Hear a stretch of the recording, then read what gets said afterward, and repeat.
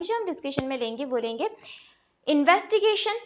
पहले हमने due diligence वाला टॉपिक ऑलरेडी डिस्कस कर लिया, ठीक है। इन्वेस्टिगेशन पेंडिंग चल रहा था, वो अभी हम डिस्कशन में ले लेते हैं। इन्वेस्टिगेशन और ऑडिट में डिफरेंसेस क्या है? तो फर्स्टली तो ऑब्वियसली इनका दोनों का ऑब्जेक्टिव ही अलग अलग है। ऑब्जेक्टिव इन्वेस्टिगेशन का क्या है कि investigation aims to establish the fact establish करना, उसको सर्टिफाइड करना है, उसको एसेस करना है पर्टिकुलर सिचुएशन को, जबकि ऑडिटर को क्या करना है? ट्रू एंड फेयर व्यू देना है फाइनेंशियल स्टेटमेंट के ऊपर, ठीक है। फिर आ जाता है स्कोप। स्कोप में इन्वेस्टिगेशंस में बी गवर्नमेंट बाय स्टैट्यूट्स और it's may be non statutory, लेकिन ऑडिट जो होगी वो क्या होगी? स्टैट्यूटरी ऑडिट होगी, ठीक है। Statutory the scope of the work is determined by the provision of the relevant law. फिर जो है पीरियोडिसिटी। पीरियोडिसिटी में work is not limited by rigid time frame. यहाँ पे जो है कि कवर करता है several years as the outcome of the same is not certain, मतलब इसका जो आउटकम है इन्वेस्टिगेशन का वो सर्टेन नहीं है, उसका कोई टाइम फ्रेम पे लिमिटेड नहीं है, ठीक है।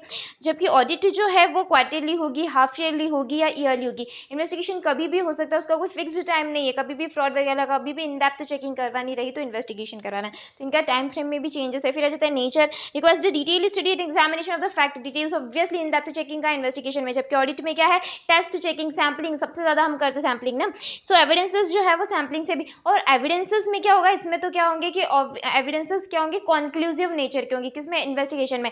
जबकि ऑडिट में क्या होगा? प्राइमा फेसी एविडेंस होंगे, ठीक है। फिर आता है इनहेरेंट लिमिटेशन। कोई इनहेरेंट लिमिटेशन नहीं होती है इन्वेस्टिगेशन में, जबकि ऑडिट में अपनी खुद की ऑडिट की इनहेरेंट लिमिटेशन, साथ में इंटरनल कंट्रोल की भी इनहेरेंट लिमिटेशन होती है, ठीक है। फिर आ जाता है observation of accounting principle. It is analytical in nature, require a thorough mind capable of observing, collecting and evaluating the fact, ठीक है। जबकि यहाँ पे जो गवर्न करता है ऑडिट में compliances with the generally accepted accounting principles, audit procedures and disclosure requirement, okay. फिर आ जाता है रिपोर्टिंग। रिपोर्टिंग में यहाँ पर जो इन्वेस्टिगेशन है वो पर्सन जो है on whose behalf investigation is carried out, outcome किसको रिपोर्ट करना है? जिसके बिहाफ पे ये इन्वेस्टिगेशन हुआ है। जबकि ऑडिट में जो आउटकम है report to the owners of the business entity, business entity के जो ओनर्स है उनको क्या करना है? आउटकम रिपोर्ट करना है, ओके। देन इसमें फर्स्ट एक क्वेश्चन है कि investigation on behalf of the bank, bank के बिहाफ पे आप इन्वेस्टिगेशन करने जा रहे हो। बैंक चाहता है कि हम उसको उसकी क्रेडिट वर्दीनेस चेक करें कि उसको एडवांस दे या नहीं दे, लोन दे या नहीं दे। तो एज एन इन्वेस्टिगेटर आप क्या क्या चेक करोगे? हम सबसे पहले तो चेक करेंगे किस पर्पस के लिए वो लोन लेना चाहती है एंटिटी, ठीक है। दूसरा हम चेक करेंगे कि सैंक्शनिंग या स्केड्यूल ऑफ रीपेमेंट क्या है, उनकी सैंक्शनिंग लिमिट क्या है। उसके अलावा जो हिस्ट्री है 3-5 ईयर्स की, लास्ट हिस्ट्रीज की, उनको रीपे कैसे किया, उनका परफॉर्मेंस कैसा है। साथ में जज करेंगे एक्यूरेसी एंड स्केड्यूल्ड जो भी how the economic positions of the company, company की इकोनॉमिक पोजीशंस कैसी है, इकोनॉमिकल पॉलिटिकल और सोशल चेंजेस है वो किस तरह से अफेक्ट होती है। तो ये सारी चीजें हम क्या करेंगे? चेक करेंगे एज एन इन्वेस्टिगेटर। जबकि बैंक के बिहाफ पे बैंक को अगर लोन देना होगा, ठीक है, तो हमको पर्पस, सैंक्शनिंग लिमिट्स, यहाँ पे जो भी schedule of repayment of the loan, credit worthiness, फिर पास्ट 5 ईयर्स की हिस्ट्री, उनका परफॉर्मेंस वगैरह ये सब चेक करना है। फिर प्रिपेयर करनी है एक कंडेंस्ड इनकम स्टेटमेंट, ठीक है। P&L और इनकम स्टेटमेंट बनाएंगे लास्ट 5 ईयर्स का कि वो कैसे चल रही है company.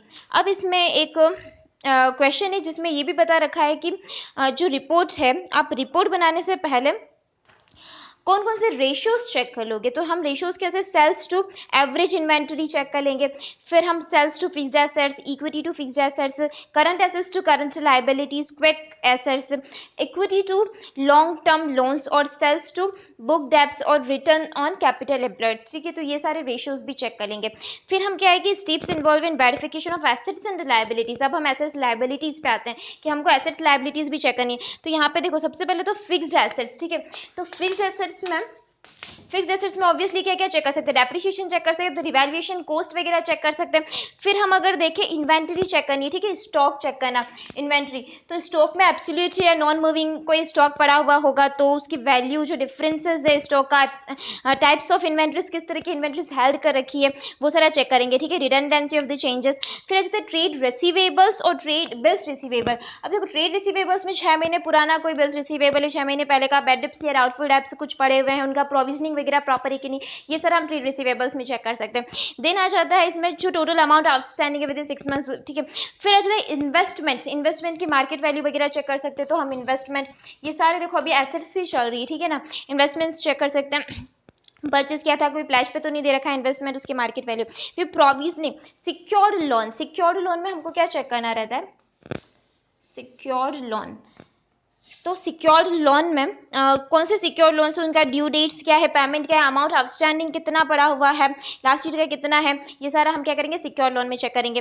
Then provision for taxes, direct indirect taxes, provisions के कितने बने हुए पड़े, एडवांस टैक्स कितना पड़ा हुआ है, आउटस्टैंडिंग टैक्स कितना पड़ा हुआ है, ठीक है, वो सारा भी हमको चेक करना है। फिर अदर लाइबिलिटीज, अदर कौन सी लाइबिलिटी एक्चुअल हो सकती है, कॉन्टिंजेंट हो सकती है, तो जो भी अदर लाइबिलिटीज है वो भी क्या करनी है, यहाँ पे चेक करनी। फिर कॉन्टिंजेंट लाइबिलिटी, स्पेशली आपको देखना पड़ेगा कि नोट्स अकाउंट्स में कोई कॉन्टिंजेंट लाइबिलिटी, उसका अमाउंट कितना है, वो कैसे राइज हो रही है, क्या उसका इफेक्ट है। उसके अलावा उस पर जो जैसे इसका एग्जांपल दे रखा है कि investigating the accountant should ascertain the particulars of the contingent liability which have not been disclosed in case where should be disclosed in the schedule, disclose होना चाहिए था और नहीं किया हुआ है, तो ऐसी कॉन्टिंजेंट लाइबिलिटीज को भी हमको क्या करना है, चेक करना है, ठीक है।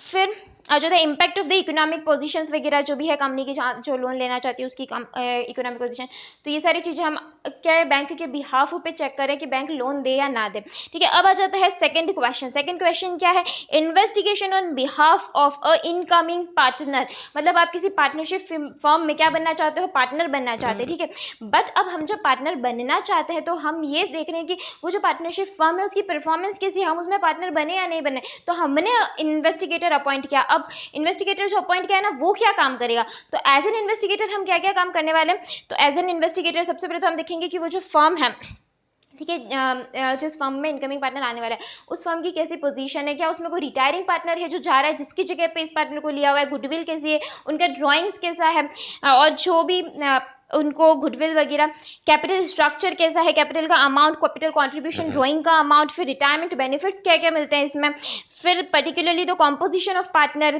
पीएसआर रेशियो क्या है, साथ में कितनी गुडविल हमको लेके जानी पड़ेगी, nature of the remuneration, nature of the partnership, assets liabilities उस पार्टनरशिप फर्म की कितनी कितनी है, प्रॉफिट रिकॉर्ड्स कैसा है, बिजनेस कैसा है, ना हो पेटेंट वगैरह, ऑर्डर एट हैंड या range and guarantee of clienteles, ये भी देख लेना। फिर composition and quality of the companies की मैनेजरियल पर्सनल नहीं की पर्सनल एम्प्लॉयज में कौन कौन है, ठीक है, जो एम्प्लॉयड है वो कौन कौन है, likelihood of living of the organisation, जिनका अभी जाने का हो सकता है ऑर्गेनाइजेशन से, ऐसे कोई की एम्प्लॉयज हैं क्या, उनको भी चेक कर लेना, ठीक है, क्योंकि हम अब इनकमिंग पार्टनर है ना, तो हम उस पार्टनरशिप फर्म का क्या करना चाहते हैं, देखना चाहते हैं कि वो पार्टनरशिप फर्म कैसी है, तो उस पार्टनरशिप फर्म में और क्या admission of the new partner because of the retiring of any other partner, तो वो जो पार्टनर जा रहा था, फिर रेट ऑफ रिटर्न जो है, कैपिटल एम्प्लॉयड जो रख रखा है, ठीक है, इस पार्टनरशिप फर्म में, clauses exist in the deed of the partnership is to allow the admission in future of a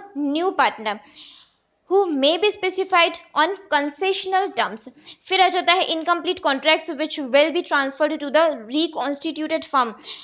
अब यहाँ पे जो इनकम्प्लीट कोई कॉन्ट्रैक्ट्स वगैरह है, जो भी स्पेशल क्लोजेस एग्जिस्ट करते हैं, अगर सर्विस रेंडरिंग फर्म्स हैं तो उसमें स्पेसिफिक ही बोल रखा है कि जो भी प्रॉफिट है या goodwill of the firm end of the individual partner would assume greater significance, service rendering firms में ज़्यादा सिग्निफिकेंट होती है गुडविल का valuation rather than the business value जो फर्म है, ठीक है, तो वो सारा भी चेक कर लेना। और इंडस्ट्रियल फर्म्स जो है, नेटवर्क ऑफ द कस्टमर देखना, इंडस्ट्रियल फर्म है तो उसकी साइज देखना, स्केटर्स देखना, कितना स्प्रेड आउट है, मतलब तो ये सारी चीजें रेलेवेंट होगी जब आप इन्वेस्टिगेशन करोगे तब, तो ये सब आपको चेक करना है इनकमिंग पार्टनर के बिहाफ पे, ठीक है, as an investigator. Then we are on next question, that is the Mr Clean who proposes to buy the proprietary business, जो क्या करना चाहता है, प्रोप्राइटरी बिजनेस बाय करने वाला है of Mr Perfect engages you are the investigating accountant, specify the areas which you will cover in your investigation, तो आपको इन्वेस्टिगेशन में कौन कौन सी एरियाज कवर करने वो बताओ।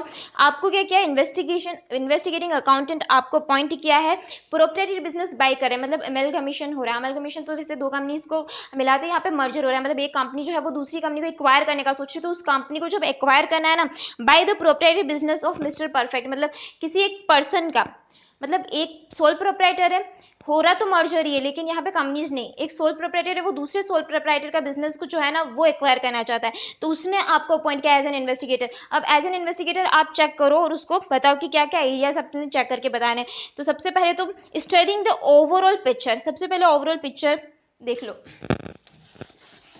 ओवरऑल पिक्चर स्टडिंग करने में क्या देखोगे, प्रोमोटर्स कौन है, हिस्ट्री क्या है प्रोमोटर्स की,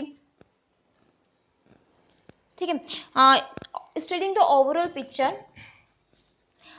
पिक्चर में प्रोमोटर्स हिस्ट्री कैसे चेंज आया था, की पॉइंट्स क्या है इसमें, और लेबर इंसेंटिव है कि स्किल्ड लेबर कौन कौन है, साथ में मैन्युफैक्चर ऑफ वन और कितने प्रोडक्ट्स मैन्युफैक्चर होते हैं, एक या एक से ज़्यादा सिंगल प्रोडक्ट मैन्युफैक्चर होती है क्या, ये सब देखना है। ठीक है।